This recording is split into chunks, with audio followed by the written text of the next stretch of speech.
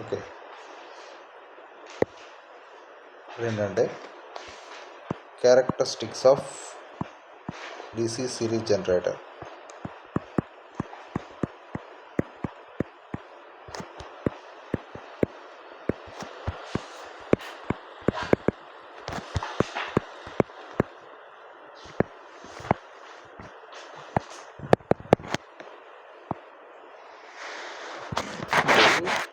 DC series generators అంటే అవి ఎలా ఉంటాయి? జనరల్గా దేంట్లో అయినా సరే ఆర్మేచర్ వైండింగ్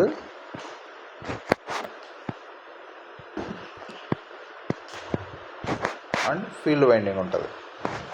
ఈ సిరీస్ జనరేటర్లు ఏంటంటే armature winding and field winding రెండు సిరీస్లో ఉంటాయి. సిరీస్లో ఉన్నప్పుడు దాంట్లో వెళ్ళే కరెంట్, ఆర్మేచర్లో ఎంత కరెంటు వెళ్తే ఫీల్డ్ వైండింగ్లో కూడా అంతే కరెంటు పోతుంది. అంతేనా? IA, IF, IL, ఇదేమో RA, ఇదేమో EG. సో దీంట్లో వచ్చి IA = IF = IL. సో మూడు ఈక్వల్గా ఉంటాయి. ఓకేనా? ఇప్పుడు దీని క్యారెక్టరిస్టిక్స్ డ్రా చేయాలి. సో దీని క్యారెక్టరిస్టిక్స్ ఎలా డ్రా చేస్తామంటే దీనికి సపరేట్గా నో లోడ్ క్యారెక్టరిస్టిక్స్ అనేవి మనం అప్టైన్ చేయలేం. ఎందుకు నో లోడ్ క్యారెక్టరిస్టిక్స్ అనేవి అప్టైన్ చేయలేము? ఇప్పుడు ఒకవేళ ఒక స్విచ్ని పెట్టి లోడ్ని డిస్కనెక్ట్ చేశాను అనుకో, అంటే ఓపెన్ సర్క్యూట్ చేశాను, అప్పుడు లోడ్లో కరెంట్ పోదు కదా. లోడ్లో కరెంట్ 0 అయితే ఫీల్డ్ సర్క్యూట్లో కూడా కరెంట్ ఏమవుతుంది? 0. సో కాబట్టి నో లోడ్లో ఫీల్డ్ కరెంట్ని వేరీ చేయలేము. సో అందుకు దీన్ని నో లోడ్ క్యారెక్టరిస్టిక్స్ని సపరేట్గా అప్టైన్ చేయలేము. సో దీన్ని చేయడం కోసం ఏం చేస్తారంటే సిరీస్ ఫీల్డ్ని ఈ సిరీస్ నుంచి బయట తీసుకొని సపరేట్గా ప్లాట్ చేసుకుంటారు. అర్థమైందా? అంటే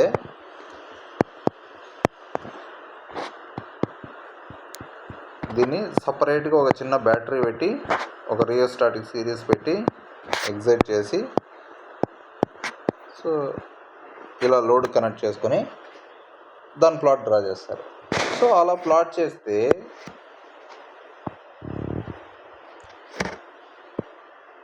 మనకి ఎలా వస్తుంది?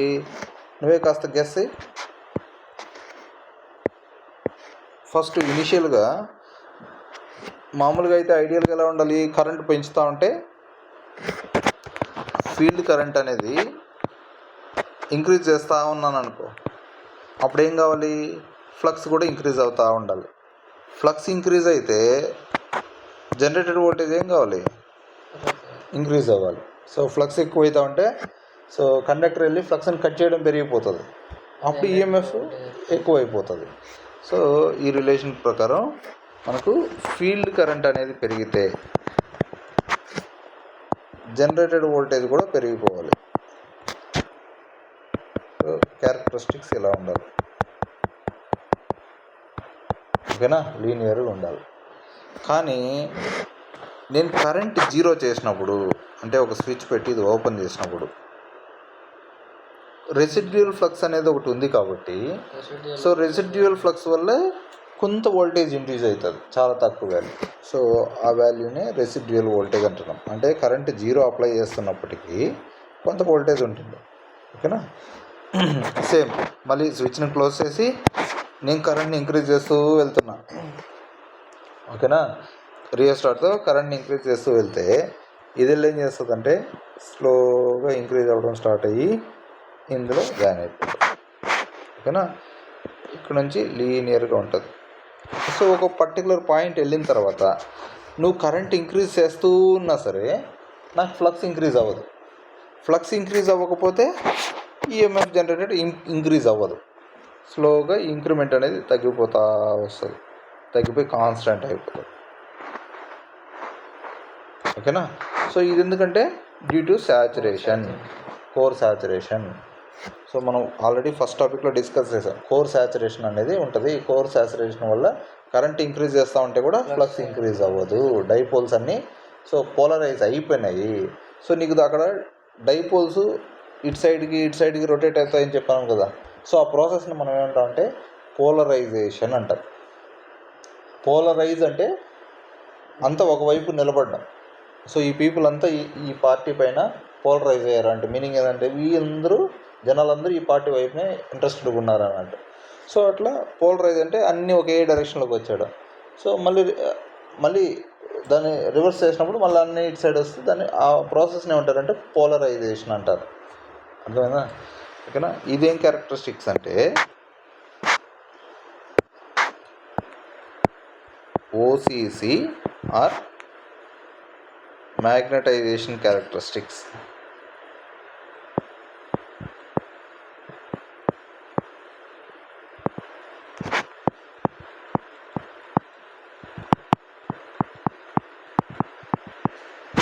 ఓకేనా? ఇప్పుడు సేమ్ నార్మల్గా ఇలాగ కనెక్ట్ చేసి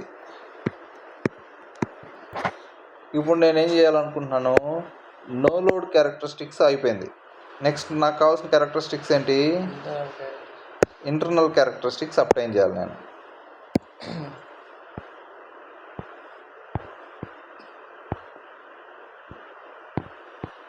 సో ఇంటర్నల్ క్యారెక్టరిస్టిక్స్ అప్లైన్ చేయాలంటే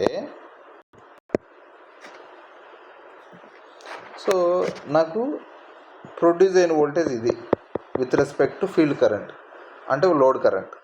ఫీల్డ్ కరెంట్ అన్నా లోడ్ కరెంట్ అన్నా ఆర్మేచర్ కరెంట్ అన్నా ఒకటే ఈ సిరీస్ జనరేటర్లు. ఓకేనా? సో ఈ కరెంట్ వేరీ చేస్తా ఉంటే నా క్యారెక్టరిస్టిక్స్ ఇలా వచ్చాయి. ఓకేనా? ఇప్పుడు ఇంటర్నల్ క్యారెక్టరిస్టిక్స్.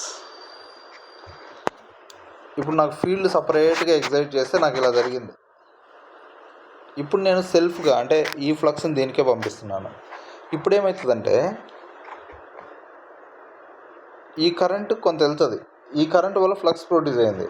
ఈ ఫ్లక్స్ ఏం చేసింది, ఈఎంఎఫ్ ప్రొడ్యూస్ చేస్తుంది, ఈ ఆర్మేచర్ కరెంట్ని ప్రొడ్యూస్ చేస్తుంది. ఈ ఆర్మేచర్ కరెంట్ వల్ల మళ్ళీ ఫ్లక్స్ ప్రొడ్యూస్ అయ్యి ఈ ఫ్లక్స్ పోయి ఒరిజినల్ ఫ్లక్స్కి ఆపోజిషన్ క్రియేట్ చేస్తుంది. సో దాన్ని ఆర్మేచర్ రియాక్షన్ అంటున్నాము. సో దాంట్లో రెండు క్రాస్ మ్యాగ్నటైజేషన్, డీమ్యాగ్నటైజేషన్ ఉంటుంది. సో క్రాస్ మ్యాగ్నటైజేషన్ వల్ల వేరే ఎఫెక్ట్స్ ఉన్నాయి. సో ఏది కాంపిటేటర్ దగ్గర స్పార్క్ రావడం అలాంటివి ఉన్నాయి. సో ఈ డీమ్యాగ్నటైజేషన్ వల్ల ఏంటంటే ఫ్లక్స్ తగ్గిపోతుంది, ఒరిజినల్ ఫ్లక్స్ తగ్గిపోతుంది. సో తగ్గిపోవడం వల్ల ఏమవుతుంది, ఈఎంఎఫ్ కూడా తగ్గిపోతుంది. సో ఆర్మేచర్లో కరెంట్ పెరుగుతూ ఉంటే ఆర్మేచర్ ఫ్లక్స్ పెరిగిపోతూ ఉంటుంది. ఆర్మేచర్ ఫ్లక్స్ పెరుగుతూ ఉంటే సో రిజల్టెంట్ ఫ్లక్స్ తగ్గిపోతూ ఉంటుంది. అంటే మెయిన్ ఫ్లక్స్కి అపోజిషన్ పెరిగిపోతూ ఉంటుంది. మెయిన్ ఫ్లక్స్ అంటే ఏం ఫ్లక్స్, ఇది ఫీల్డ్ వైండింగ్ ప్రొడ్యూస్ చేసే ఫ్లక్స్. సో కరెంట్ పెరుగుతూ ఉంటే జనరల్గా అయితే ఇలాగే ఉండాలి ఐడియల్గా. ఇంటర్నల్ క్యారెక్టరిస్టిక్స్ కూడా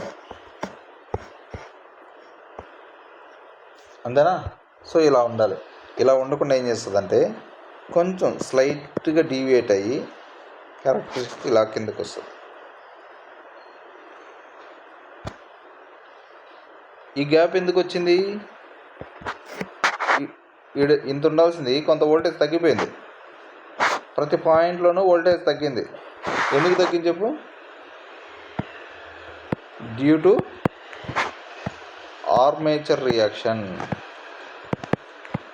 అంతేనా? అర్థమైందా లేదా ఆర్మేచర్ రియాక్షన్ వల్ల తగ్గిందని? ఓకేనా? సో నాకేంటి, ఇది open circuit characteristics. Armature reaction వల్ల ఈ వోల్టేజ్ వచ్చింది. సో జనరేటెడ్ వోల్టేజ్ ఇంత వచ్చింది. ఓకేనా? ఇప్పుడు ఎక్స్టర్నల్ క్యారెక్టరిస్టిక్స్ ప్లాట్ చేస్తున్నాను నేను. ఎక్స్టర్నల్ క్యారెక్టరిస్టిక్స్ అంటే ఎలా ఉంటుంది, సో బయట వచ్చే వోల్టేజ్. సో ఈ జనరేట్ అయిన వోల్టేజ్ ఇంతే వోల్టేజ్ బయట వస్తుందని నేను ఎక్స్పెక్ట్ చేస్తాను. కానీ వచ్చే ప్రాసెస్లో ఏమవుతుంది, అది ఈ ఆర్మేచర్ ఇంటర్నల్ రెసిస్టెన్స్ వల్ల కొంత వోల్టేజ్ డ్రాప్ అయిపోతుంది. డ్రాప్ అయిపోయి మళ్ళీ ఇలా వస్తుంది. ఇది ఎందుకు, drop due to internal resistance.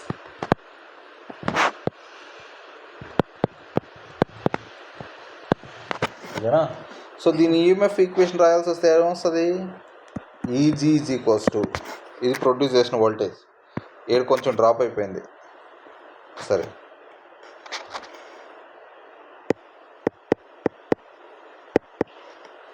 ఇక్కడ ఈజీలో నుంచి ఐఏఆర్ఏ డ్రాప్ అయిపోయింది, ఓకేనా. అట్లే విబిడి బ్రష్ డ్రాప్ అయింది, మైనస్ ఐఎస్సి ఆర్ఎస్సి. సో పోయి రిమైనింగ్ వోల్టేజ్ లోడ్ దగ్గరకు వచ్చింది. ఇప్పుడు లోడ్ దీనికి మధ్య డ్రా చేయాల్సి వచ్చింది అనుకో, అప్పుడు ఏం డ్రా చేయాలంటే VL is equals to EG minus VBD minus IA into RA plus RSC, ఓకేనా. సో ఈ విబిడి కూడా దేని మీద డిపెండ్ అవుతుంది, ఆర్మేచర్ కరెంట్ మీద డిపెండ్ అవుతుంది. ఈ బ్రష్లో ఉన్న రెసిస్టెన్స్ని కూడా ఆర్మేచర్ రెసిస్టెన్స్లో కానీ కలిపేసుకుంటే, ఎందుకంటే సర్క్యూట్లో ఎలాగో బ్రష్లు చూపించేసినాం కదా, కలిపేసుకుంటే EG minus IA into RA plus RSC. So నాకు ఈ డ్రాప్ వల్ల okay internal armature resistance and field resistance, shunt జనరేటర్లు ఏమైంది, ఆర్మేచర్ రెసిస్టెన్స్ వల్ల ఒక్కటే డ్రాప్ అయింది. ఇక్కడికి వచ్చేసరికి ఏమైంది, లోడ్ దగ్గరకు వచ్చేసరికి ఎన్ని డ్రాపులు జరిగినాయి, armature resistance drop voltage drop జరిగింది, సిరీస్ ఫీల్డ్ వోల్టేజ్ డ్రాప్ కూడా జరిగింది. సిరీస్ ఇంటర్నల్ రెసిస్టెన్స్ వల్ల ఒక్కటే వచ్చింది, ఫీల్డ్ వల్ల రాలా. ఎందుకు ఫీల్డ్ వల్ల రాలేదు, ఆ సిరీస్ పాత్లో ఫీల్డ్ లేదు, అందువల్ల వోల్టేజ్ అక్కడ డ్రాప్ అవ్వాలి, ఓకేనా. సో ఈ కర్వ్ చూసుకో, ఇది జనరేటెడ్ వోల్టేజ్, ఈ జనరేటెడ్ వోల్టేజ్ నుంచి ఈ డ్రాప్ తీసేస్తా వస్తే మనకి ఈ కర్వ్ వస్తుంది, ఓకేనా. ఇది సిరీస్ జనరేటర్. ఇప్పుడు చూడు, లోడ్ కరెంట్ పెరుగుతూ ఉంటే నీకు వోల్టేజ్ ఏమైంది, అవుట్పుట్ వోల్టేజ్ పెరిగింది కదా, పెరిగిందా. సో ఇలా ఉన్న క్యారెక్టరిస్టిక్స్ని ఏమంటారంటే రైజింగ్ క్యారెక్టరిస్టిక్స్ అంటారు.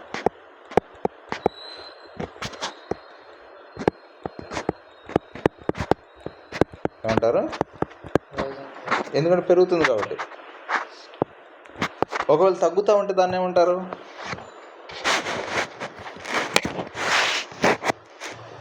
డ్రాపింగ్ క్యారెక్టరిస్టిక్స్ అంటారు. So rising characteristics, dropping characteristics.